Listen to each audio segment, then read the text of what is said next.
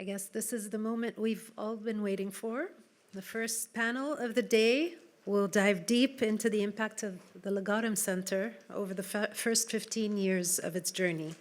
Please join me in welcoming Mr. Mark Stoleson, CEO and partner at Legatum and co-founder of the Legatum Center.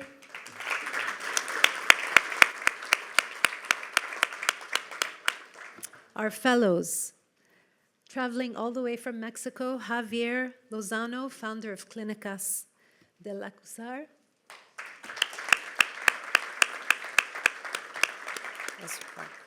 Chinedu Azodoh, founder of Max. And one of our sponsors. Thank you for your generosity. Genevieve Oni, co-founder of MDaaS Global. Also a sponsor, thank you. And Professor Scott Stern from MIT Sloan. This panel will be moderated by the fearless Dina Sherif. Thank you. Guys. All right. Salma on. Guys, is Salma on? Can we see her? Famous Dr. Salma Sayah, co-author of our impact report.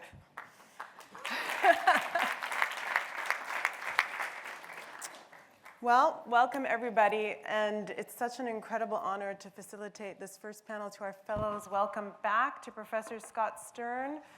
We are honored to have you with us representing MIT Sloan, and to Mark, this would not be possible without you and with the Legatum group, so we thank you for that. And before we get into questions, because Mark knows I just like to get right in, I wanted to take a moment to say a special thank you to Graham Altoft from Legatum, because this report really would not have come about without his incredible support and guidance and hours and hours and hours of going back and forth and checking data and reviewing designs. We're so grateful for everything that you did.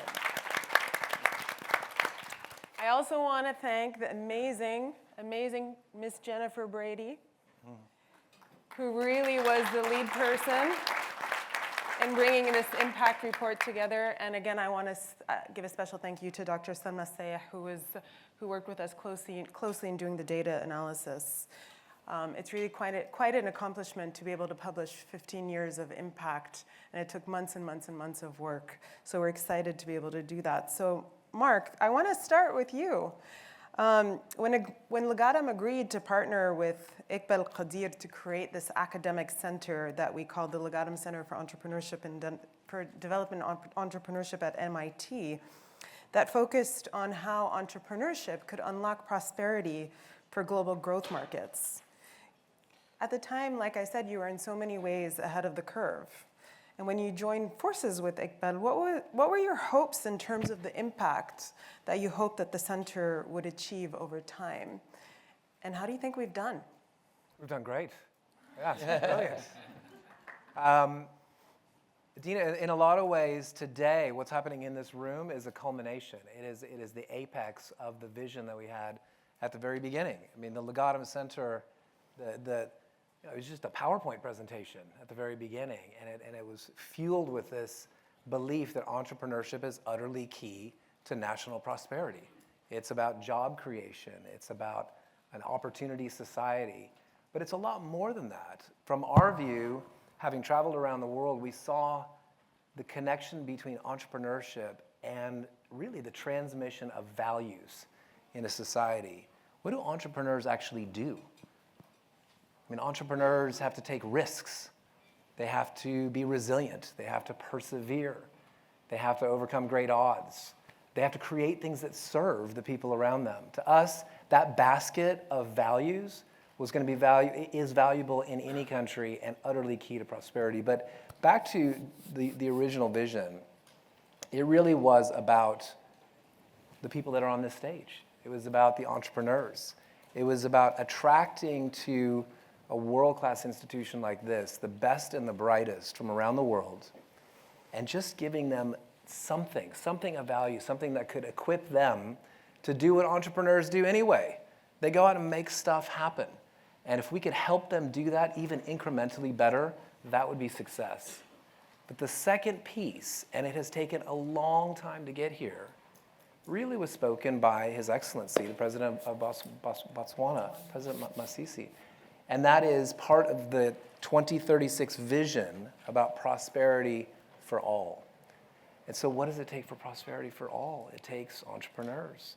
But it also takes this connection between institutions like this, programs like this, and visionary leaders.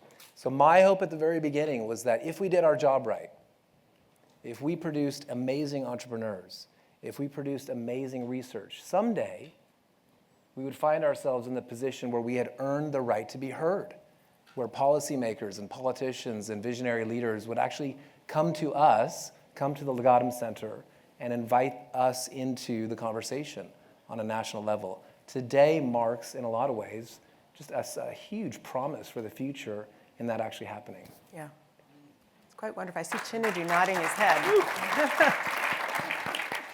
So, you know, in the first 15 years of the center, with our student fellowship alone, we were able to create 286 ventures, 75% of which are still active today.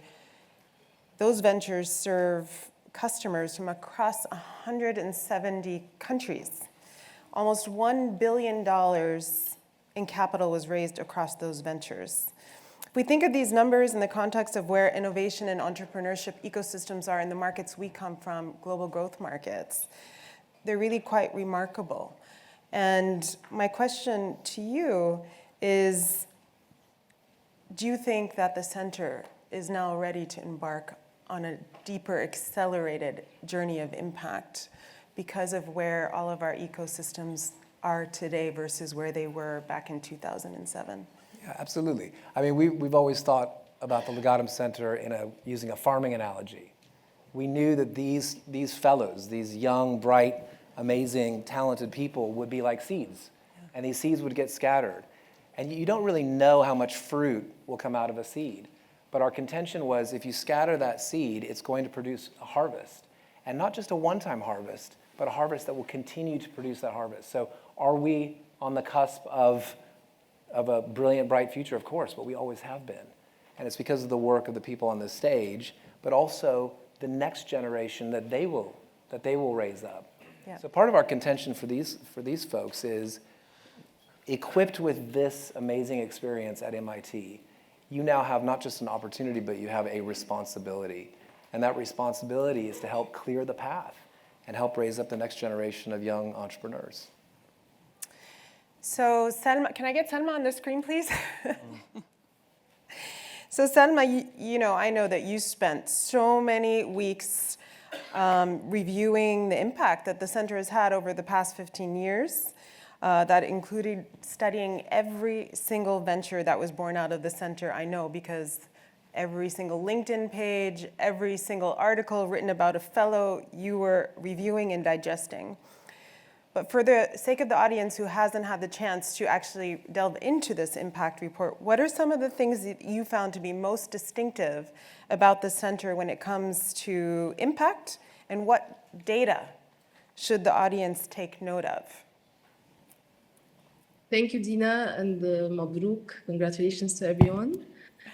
I think if we look at the venture creation and survival rates, I think these numbers are quite impressive, especially because the center has been working with entrepreneurs from growth markets where the doing business environment is exceptionally challenging. So I think if we look at having overall 75% of ventures created by students survive and how they've grown, is really important to look at. And I think, to me, what's more important and significant is what these businesses are doing. And I think it's great that you have some of the most interesting entrepreneurs with you on stage today.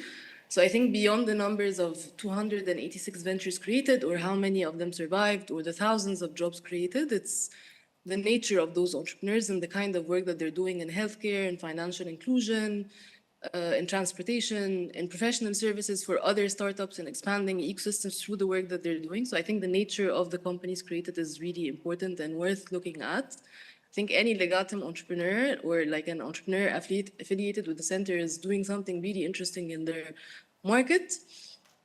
And something else that's also that we've touched on in the report is the impact on the entrepreneurs themselves in terms of the sense of community and the networks that are built by the center.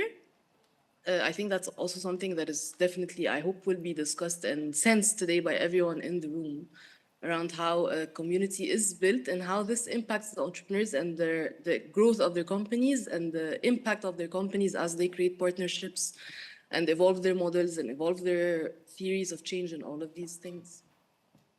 So in many of the conversations that you and I have had reviewing the impact that the center has had over the years, you and I have had conversations about the past 5 years versus the first 5 years.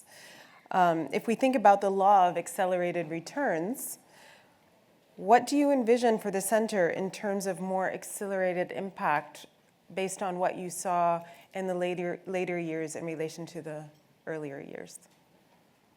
I think in the later years, two really important things happened. First of all, you have ecosystems across the world that are much more evolved than they were at the beginning of the center's journey, where entrepreneurship in general and the narrative around it and the work around it is much more evolved. But also, I think the programming of the center also evolved into directions that are really important. So for example, I think the work that's happening with the Foundry Fellowship and bringing in already like distinguished entrepreneurs in their countries and working with them on this notion of ecosystem building or evolving the ecosystems within their own countries and also creating partnerships across within the regions and connecting those already established entrepreneurs with new ones like the student fellows. I think this is going to create massive impact that is really beyond our imagination. And we've seen this has been happening for what, like 2 or 3 years now, the work with the Foundry Fellowship. And we've seen already like Foundry Fellows investing in student entrepreneurs or creating partnerships, or a lot of things are already happening. And if you think about it, the impact of that is really something that we can't expect. And I really can't wait to see how this will unfold. The work at the level of ecosystems, at the level of regions, like for example, at the level of Africa, I think is going to be really massive.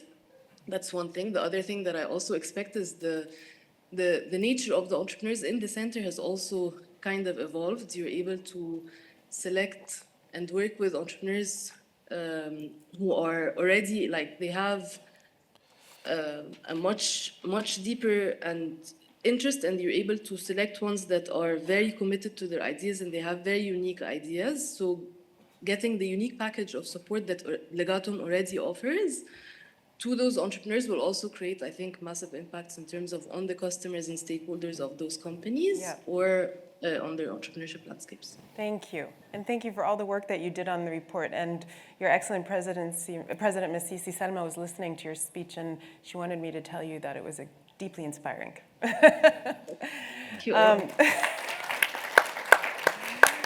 So Professor Scott Stearns, Professor Stern, you know, you've been at MIT since the center was established. You were there from the beginning. You were here when the center moved to MIT Sloan. You've spoken to our fellows. You've spoken at our boot camps, and you've used our case studies. I know you've used the case study of Grab. Yep. Good seeing you.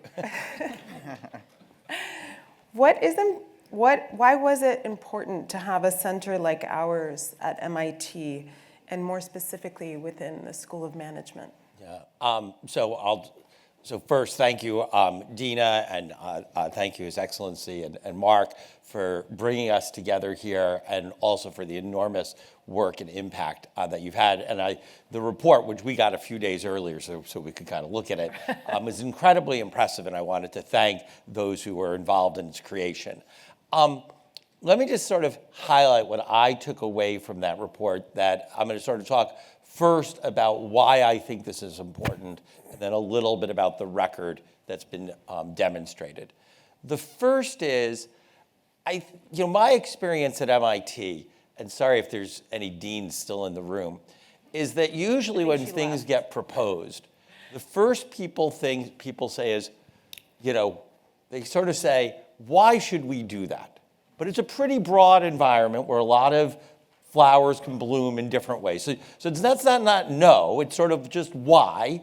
And, you know, are we going to let this experiment proceed?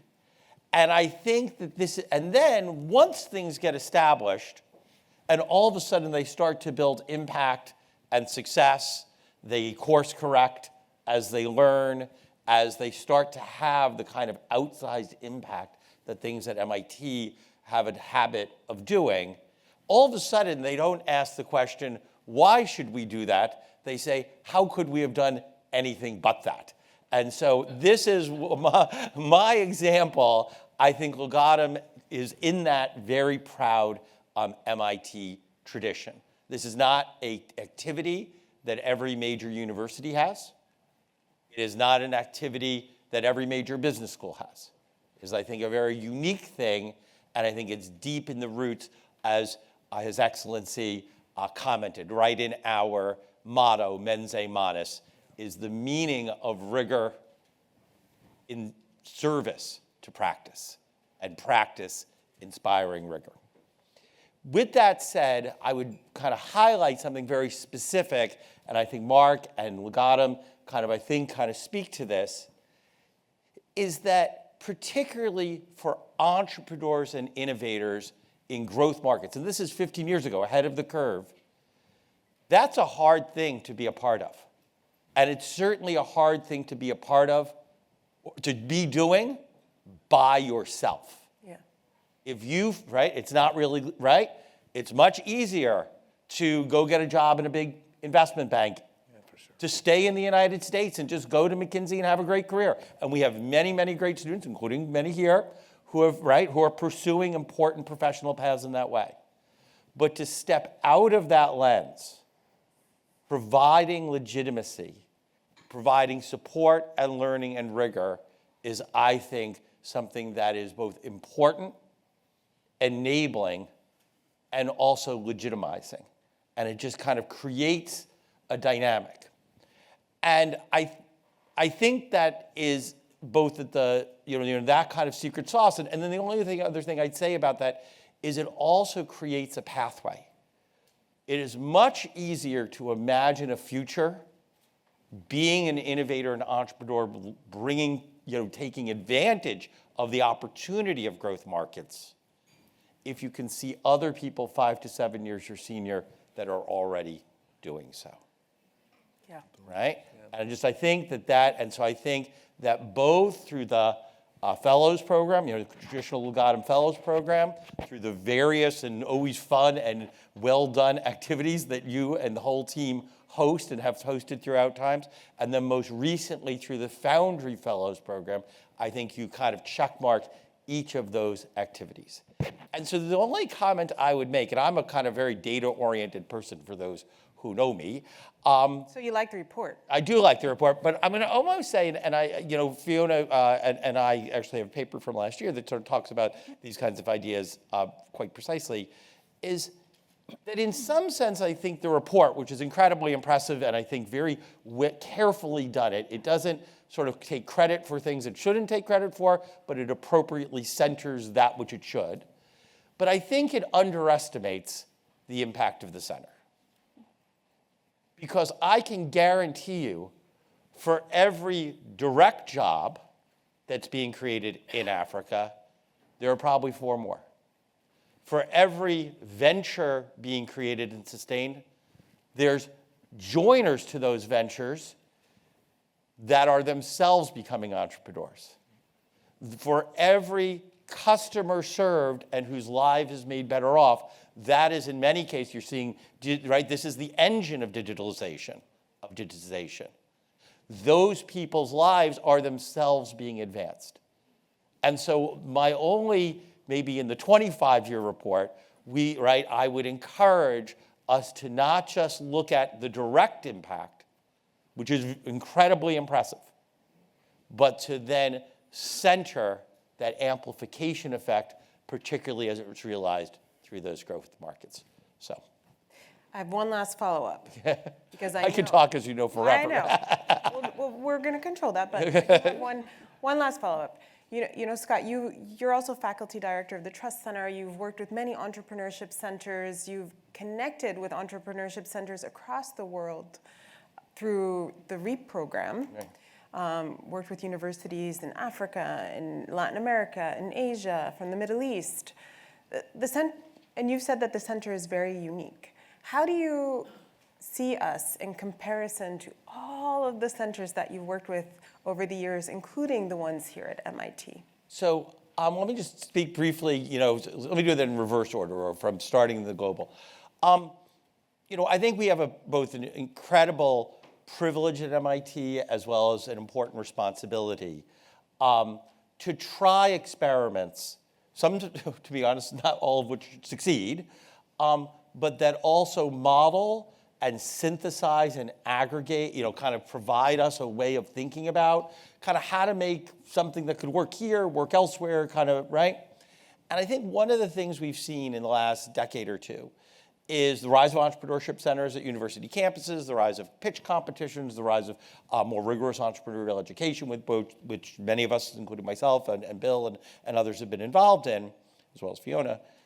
What I would emphasize, though, is I think that Legatum sort of is threading a needle that's very, very special, because built into its mission is the impact that entrepreneurship can have. You can build a great entrepreneurship center for people to basically, create, to create better dating apps for kids in their 20s who are already well off. And there's nothing wrong with that. That's actually an important service, okay? Right? Right? Here, if you just go through, and I think of some of the examples, and of course, I go back to Synergy because that's a team I know well from who's, kind of scaled for. We all love Synergy. Yeah, right. I just they use could them. Not be here. As well as right. But examples over time where you see the impact on social progress, and I think that's special, and I think it's a piece that, for example, visitors to the center take away and try to bring to their own activities of their own universities. The second part, and I will say this, and this is with all due deference to His Excellency, there's a huge challenge in growing through innovation and entrepreneurship. No one is in charge. Sorry about that. Right? That's it. Minister of Entrepreneurship. Yeah, right. Being the Minister of Entrepreneurship is a tough job because ministering to the entrepreneurs is a tough business, okay? And the reason is because while those who support entrepreneurs can enable that activity, it is ultimately up to the entrepreneurs to actually do the hard work of creating new products and services, building their business, and building their companies, and having the impact.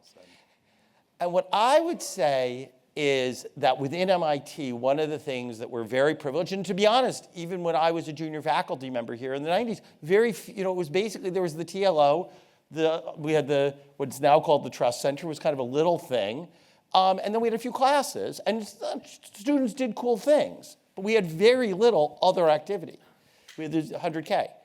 What I would say is by building a deliberative ecosystem, where the Trust Center serves a very wide student base, for example, of students who are doing all sorts of kinds of ventures, but that there's a specific community for those who would like to have impact, who both come from or would like to have impact through growth-oriented entrepreneurship in growth markets, I think is an important marker of what MIT can do, of really sort of kind of going after the puck, kind of going to where the puck is going, and also allows us to have a leveraged impact on the broader ecosystem and on the world. Sorry for going on for so long. No, I love it. Okay. And I think you transitioned. I think we should move to our Yep. amazing fellows.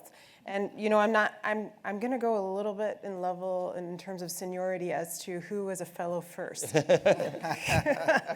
So that means I have to start with Javier, our wonderful founder of Clinicas from Mexico. And I hear you have your children here with you. Yeah, they're on the back. We want to welcome them too. Yeah. So Javier, since I joined the center almost 5 years ago, every time we call on you to speak to our fellows, you never hesitate, never once. I've never heard you say no, even if it's late for you or early, you always are willing to come back. And every time you come speak, you talk about how deeply the center impacted you and the way you think about your business. Why was the center so important to you, and why do you think it was important for a center like ours to exist at MIT when you were here studying?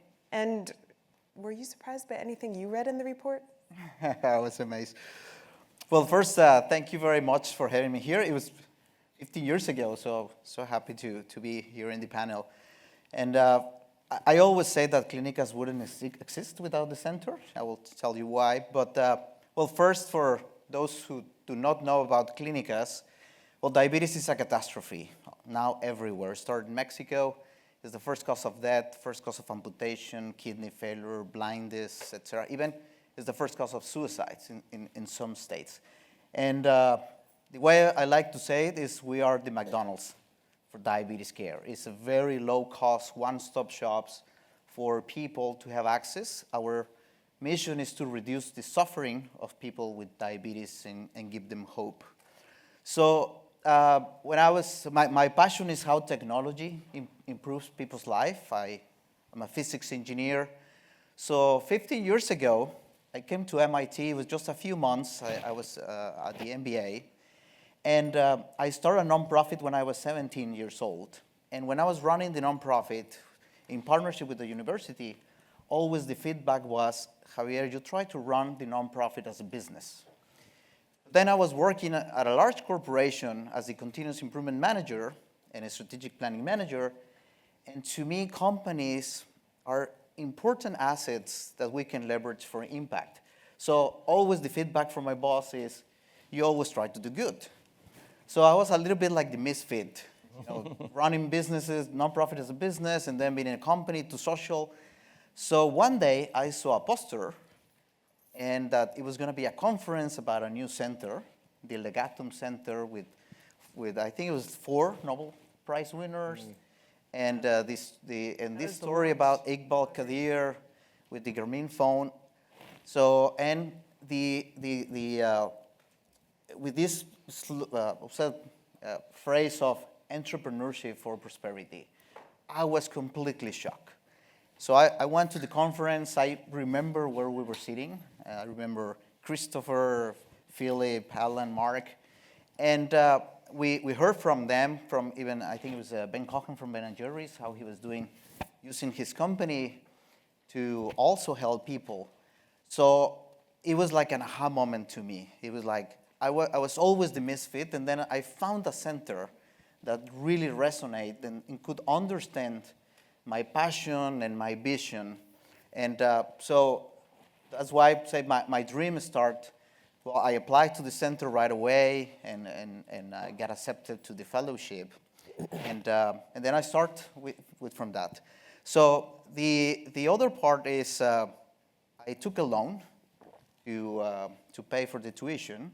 So we got a scholarship from the center. So I took the rest of the loan instead of the scholarship, and that was the seed money that I went back to Mexico and I started the business. Wow. So and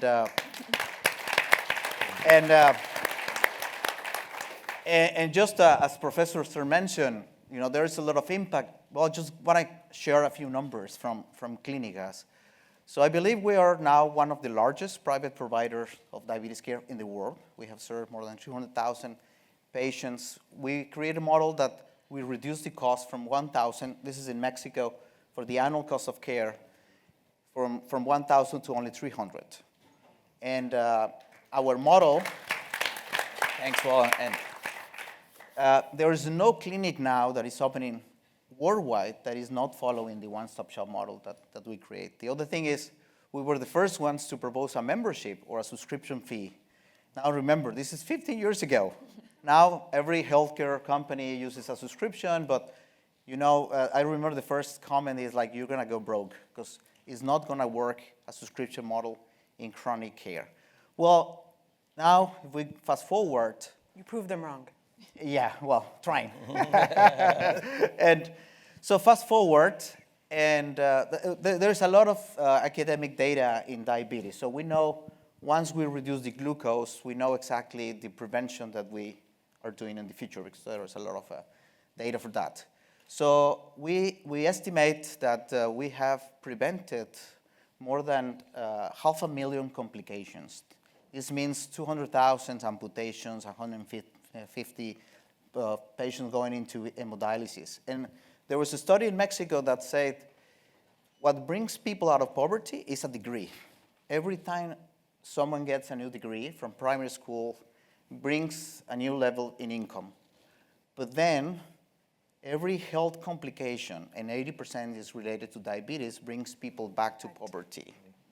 And so we estimate that with these 500,000 complications prevented, we have saved to the government and to the patients, because they pay out of pocket, more than 1 billion savings in complications, US dollars. So if we take, so just for Mark and the Legatum and Iqbal and all the great people that has been at the center, this is like 100 times the return on investment. And not only the money, but think about 500,000 people that they continue to go to their jobs, they continue to be active because they haven't lost, a leg. And the last thing I want to say so I wasn't surprised about the report and the impact. I think it's underestimated. Still, there's so much.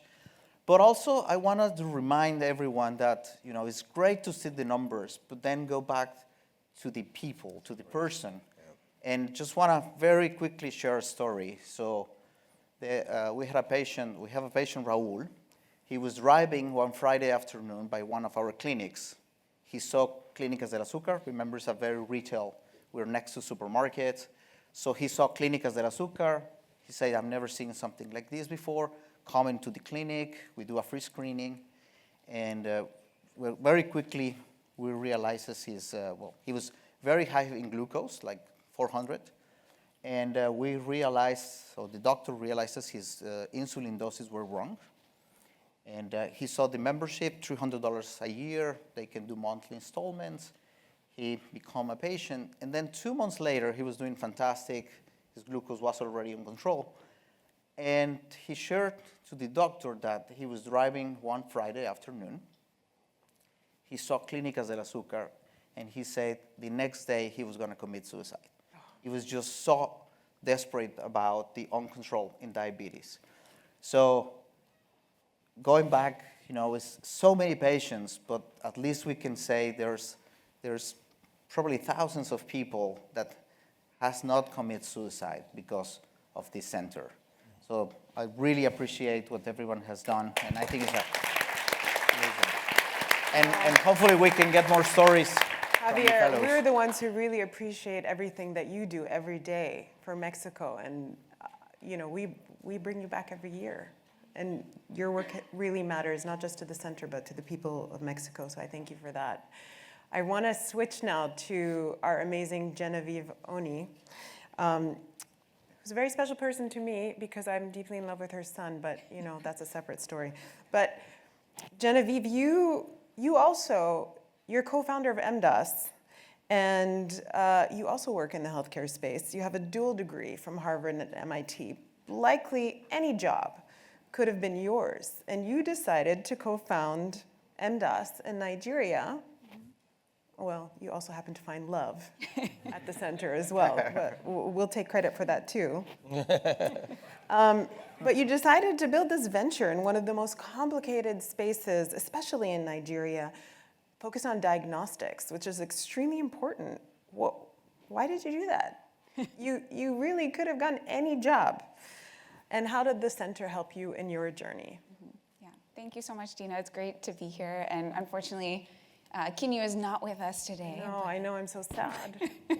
Really, but we'll make 3 months old now? He's 9 months already. Already? Yeah, time flies. And yeah, Dina has definitely helped out with her fair share of childcare and baby holding already. So we'll be back to Legatum for that as well. It's such an honor and a pleasure to be here, as always. Thank you for having me and all of us. And it's great to get to see the other alums who, these two have been mentors and have given advice and feedback and inspiration for years at this point. We've known each other a pretty long time now. So it's always so much fun just to spend time together and see you in real life. And I think been thinking a lot, as you said, we found both a calling and a career and a co-founder and husband through the work that I've done. And actually, we met on Tinder, so those apps for 20-year-olds, you never know what impact they may have in the long run. So, yes, Shoga's back here filming. Hey, Where is Shoga? That's him. So, there's something to those apps as well. And I'm so grateful that we were able to find each other in whatever way happened to work. I came to MIT, I started the program at Harvard with MDaaS completely in mind. So I had met Shoga while he was a Legatum fellow and a student at MIT. And on our very first date, we bonded over our shared passion and interest for improving access to healthcare around the world. I had previously lived and worked in Uganda in the public healthcare system. Shoga is from a town about 5 hours away from Lagos. His dad's a medical doctor who had always really struggled with access to diagnostic equipment and getting the equipment and the support he needed to care for his patients in Shoga's hometown. So we both had these connections to the work and a real interest in increasing access to quality healthcare services. And we spent a good portion of our very first conversations talking about that. So it was kind of there at the inception of the company, at the inception of the relationship. So there's a lot of personal and professional mixed up in all of this. And I'm really grateful that I get to build something that matters with the people I love the most in the world. So I think that is a real honor and a privilege. And there are a lot of different ways to be compensated for your work and for your time. We, in the beginning, as you know, with most entrepreneurs, you aren't paid. You're using your student loans for things that they probably were not designed for. And just doing whatever you can, staying in families' homes because you can't afford rent. You're just putting everything you possibly can into the company. But it's not for nothing, and it's not that you're not getting anything in return, just because you may not be getting that financial compensation that you might from a McKinsey or from a Tinder. And I think for me, that's what's really kept me coming back and what drew me in the first place is just knowing that the work that we are doing is impactful and that every single day patients are coming through our diagnostic clinics, getting answers about their health that they didn't have, getting access to treatment and specialists, and getting better connected in the healthcare system to get to that cardiologist if they need it or see the radiologist. Right now we operate 21, we just opened 2 new clinics last month. We operate 21 clinic locations across Nigeria, and we've served over 275,000 patients so far. So many people. I'm sure the question that everyone's, are you going to Botswana? Yeah, that's we're hoping to enter our second and third markets soon. So yes, I loved all the talk of partnership and of getting to come to different places and bring these services where they're needed. So we'll definitely have more conversations.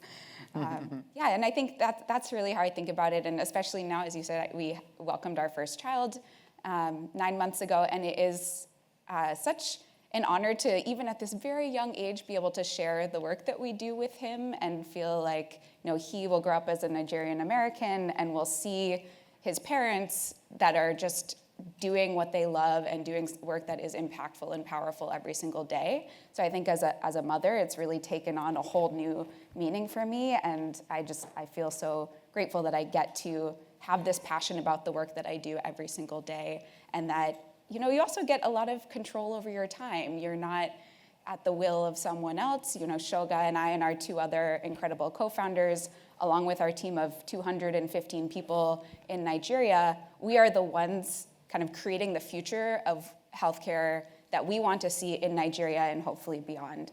And so although we definitely don't get paid the McKinsey big bucks, the compensation comes in so many other ways that financial compensation is not really the main driver there. And in terms of Legatum, we both 2 Legatum fellows in the company. We also I want to say that this Legatum fellow said, when I said, Shoga, who do I put from MDaaS? Genevieve, Dina, absolutely. Yeah, we trade off. We both love talking about MDaaS, so we'll do as much as we can. So yes, we have both gone through the fellowship. We both, as Javier mentioned, received some of the grant money, which helps to defray the cost of what is an incredible but very expensive education here at MIT, and makes it possible to make that difficult financial choice to start out on your own and take this big risk in your career and in your life. So that is a meaningful part. I think the other huge component for us was just seeing what's possible. I never thought that I could be an entrepreneur. It just felt like this thing that wasn't, for me, that maybe I didn't have what it takes. I hadn't seen many people who really looked like me doing this type of work. I'm not from Nigeria. I'm working in a country that was new to me, is now a second home. And it was just incredible to have so many people telling you, yes, you can do this. Not only that, we're going to introduce you to 25 different people who have done this and can help you along the way. And it's so valuable to talk to those people who are a few steps ahead of you, but not 25 steps ahead of you, because they were in your shoes a year ago or 6 months ago, and they can help you answer those nitty-gritty questions, help you work in a new market, understand the communities that you're going into. And it's just incredibly valuable. And we call on fellow alums all the time. You call on Chinedu. Oh yeah, definitely. I mean, we're neighbors. We were actually in the same office space at that time. That must be so much fun. So let's switch to Chinedu. Chinedu. Chinedu has an interesting story because his co-founder was a Legatum student fellow, Tayo, and Chinedu is a Legatum Foundry fellow. And so we have 2 co-founders who went through 2 different fellowships. And Chinedu, I want to say you were part of cohort 1 of the Foundry Fellowship, so we always like to laugh and say that cohort 1 was our guinea pig. And the following cohorts got to benefit from everything we learned from that pilot year. But nonetheless, one of your fellows, Opiami, said that the Foundry Fellowship saved his life. And a current Foundry Fellow from this year, Ahmed Zahran, a few nights ago said that this is the first time in a long time, Dina, that I've truly felt challenged, transformed, and actually learned. And I remember when you were a Foundry Fellow, you said to me, it's changing the way I'm thinking about my business, Dina. It's changing the way I'm thinking of showing up. It's changing the way I see Nigeria. It has completely changed the way I see Africa. We took you to Cairo, and you said, I never thought that I could take Max and create an office space in Cairo. How did the Foundry Fellowship impact you as an entrepreneur and also impact Max as a company? So that's a fantastic question, and I try. I definitely want to thank you for the opportunity. Shout out to Shoga. What people don't know is that Shoga and I went to school in Chicago together. And then 2 years later, we show up at MIT. And I'm like, dude, what are you doing here? He's like, oh, I go here. Following like, you. Why are you following me around? Like, dude, like, give me space, man, So we go a long way back. And, all protocols observed. I want to acknowledge our first Nigerian investor when we started Max in 2015 is actually in the room. But maybe you want to say hi real quick? Just wave your hand. Oh. So they run a fund out of Nigeria. They've grown significantly since then, but they were the first Nigerian fund to back us. I think the only Nigerian fund to actually back us when we first started. People thought we were crazy for the most part. So we appreciate that. My younger sisters are in the room as well. Say hi. This is what I love about where we come from. We come with our tribe. And I think most importantly, my partner for life is also in the room. You guys say hi. Jazz. Okay. I can't see her from here. But I see her. I see her very clearly. All right. So building Max so far has been a particular privilege, right? for those of you who don't know what we do, we're a vehicle subscription business out of Africa. Today, actually, as at Thursday last week, we hit 40K activation, so that's 40,000 drivers on the platform since we started. It doesn't seem like a lot, but when you compare it to the fact that Uber and Bolt, who are the biggest players on the continent, in Nigeria only have, I think, 30K and 80K drivers on their platform, it becomes very significant, right? We're also the largest two-wheel platform on the West African coast, right? And soon to be the largest on the continent. We're on a journey there. On your way to unicorn status. On the way to unicorn status. We served 40,000 drivers. We have about 280,000 drivers who have signed up on our waiting list to actually onboard as customers on our platform. We just cannot deploy capital quickly enough to support them. So it's been an amazing journey so far, right? When I became a Foundry Fellow, I was at a cross points professionally in my career. Dina, a bunch of you remember that, right? And I remember coming into that space where the company was growing big enough that we were now hiring folks who were far more experienced than we were, far more knowledgeable than we were, significantly older than we were. And I'm used to saying, good afternoon, sir, to everybody, right?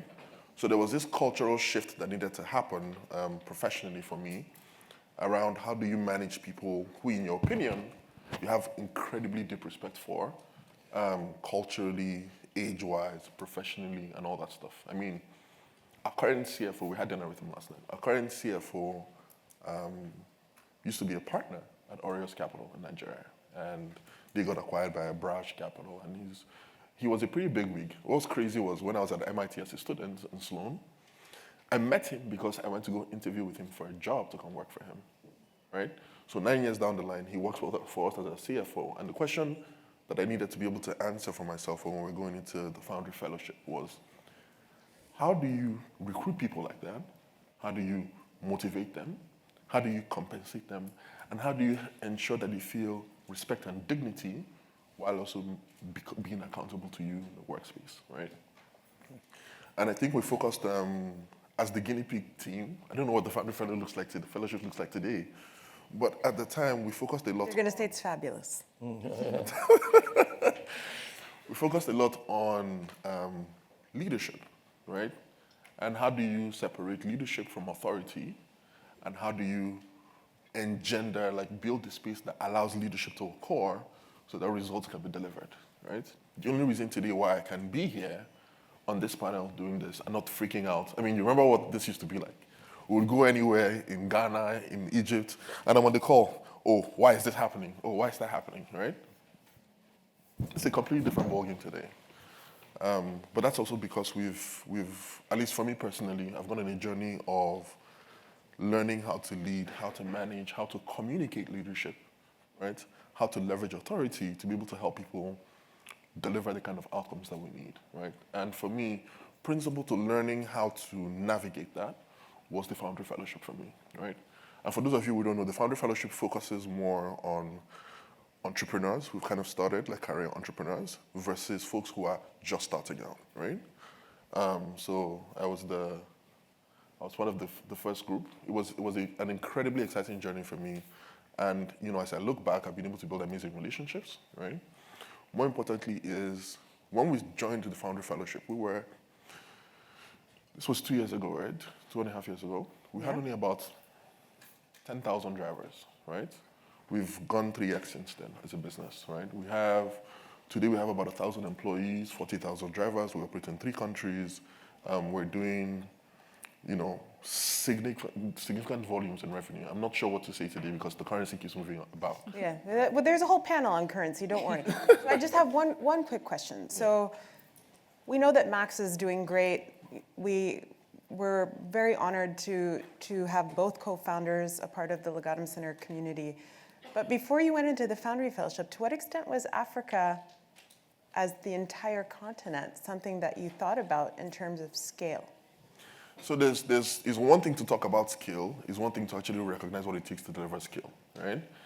I get excited about stuff. So I'm always like, yes, we're going to expand to more countries, we're going to do this. And then you go to Ghana and you're like, wow, this is interesting. It's complex, it's different. The culture is quite different. You have to figure out how do you actually build a business that works for this kind of market. By the way, we're operational in Ghana today, right? Chiefly because of the work that, the Foundry Fellowship played a key role in us making that decision to go into Ghana, right? But you realize very quickly that the complexity it takes, the amount of work it takes to do, is quite different. It's not the same thing as launching a new city in Nigeria, kind of like what we've done consistently. It's almost like starting the company again in a different market with people who are different, who you cannot force to do exactly the things you want to do because you're not on the ground. So you have to figure out how do you build systems and processes in place to help those people succeed. Because at the end of the day, your goal isn't to make them feel bad or look bad. Your goal is to help them succeed. So how do you do that, right? And then, what amount of work does it actually take to assess a new market, figure out what it takes to launch in that market, build the relationships, everything else. So I think for me, the Foundry Fellowship was critical to really realistically thinking about what it takes to enter a market. So, we did Ghana, we tried to do Egypt, right? But thanks to currency, economics, We apologize. I did my best, but I predict better times. Yeah. Well, I wanna say thank you to our fellows, and Mark, in listening to these stories, and after going through the impact report, how do you feel? In a word, grateful. Hugely grateful to MIT for this incredible collaboration that's really nurtured this idea into what it is today. But I think grateful to you, Dina, grateful to Fiona, to the amazing team here. But my biggest gratitude is to the fellows. I mean, these three represent less than 1% of the Foundry Fellows and the Legatum Fellows that have come through this system who are out in the world doing incredible things. So just a huge amount of gratitude on behalf of all of Legatum to all of you and for what you do. Yeah. And we want to express a huge amount of gratitude to you and to Legatum and to the other partners for all the support that you've given us over the years. And we'd like to share a small video with everybody that we believe is a small tribute to everything that you've given to us. So.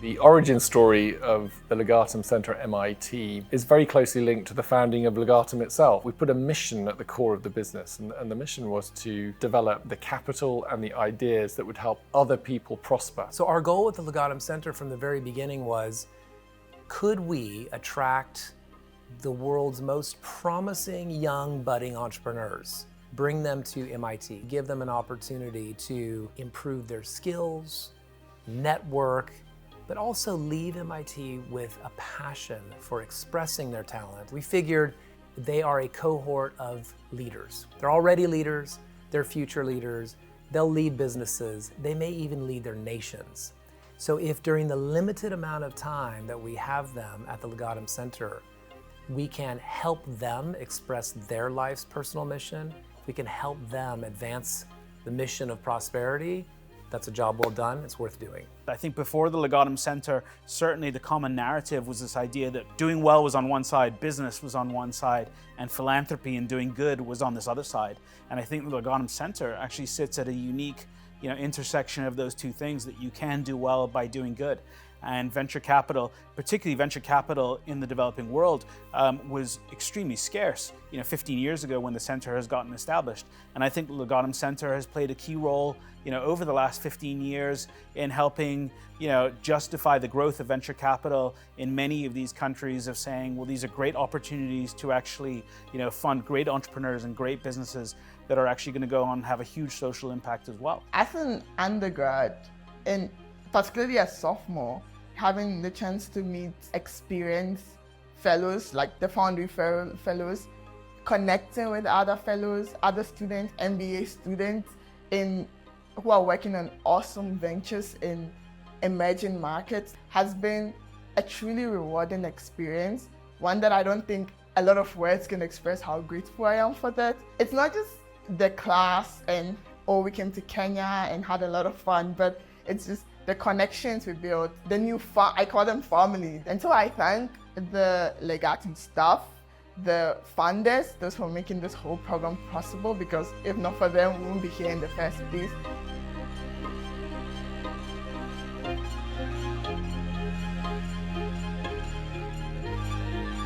I think 15 years ago, not enough people were talking about entrepreneurship and innovation as a way to achieve the kind of development goals that we wanted.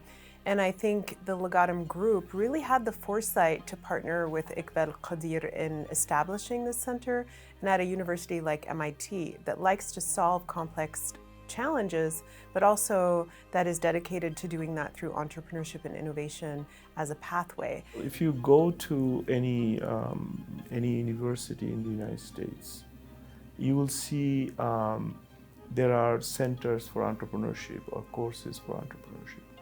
And if you ask the same universities, what is it they have for developing countries, they usually will say, we have some policy research. I grew up in a developing country in Bangladesh, and I came to college in the United States.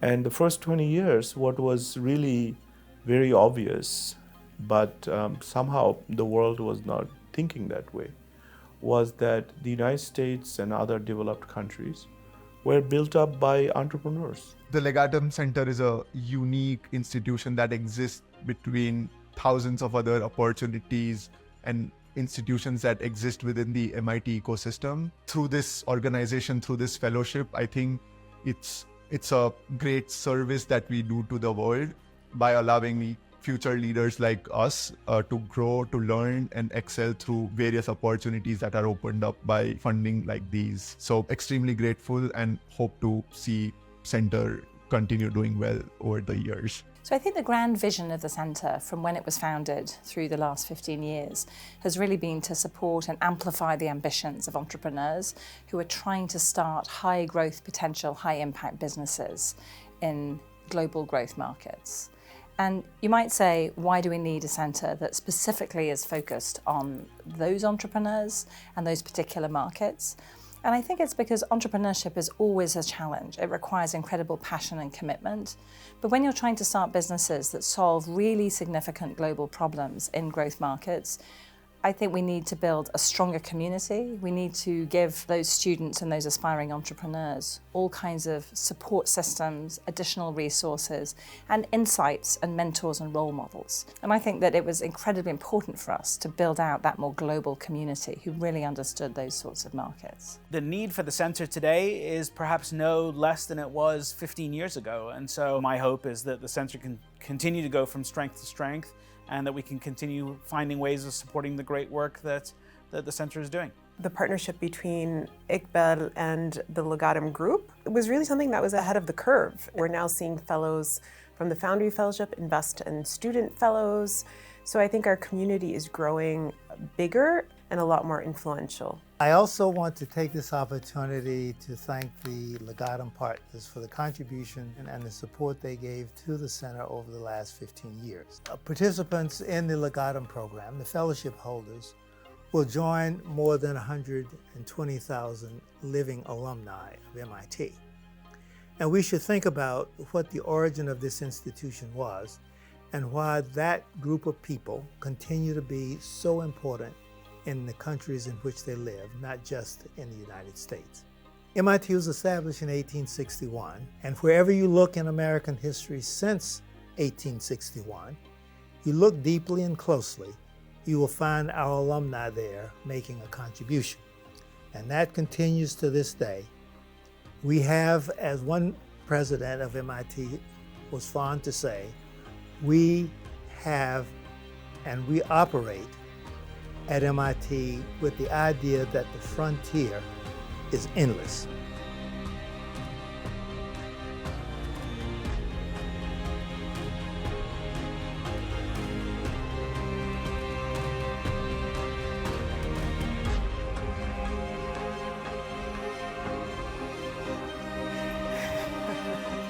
I think I'm gonna get emotional.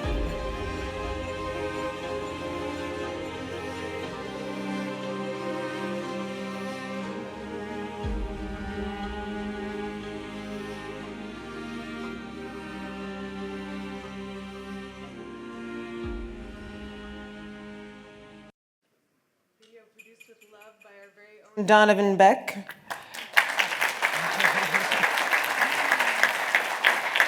So I want to thank our panelists. I want to thank our fellows. I want to thank you, Scott, for being with us and launching this 15-year impact report and for being with this community. And I want to give a very special thank you again to Legatum and to Mark for being with us, for supporting us, and for actually having the foresight to create this center. It's become a home to all of us. So welcome home. And we look forward to more conversations throughout the day. I am told that we can now break for a coffee break, but for all of you to be back by 11:20 a.m. sharp, because Rania is a little scary. So thank you, everyone.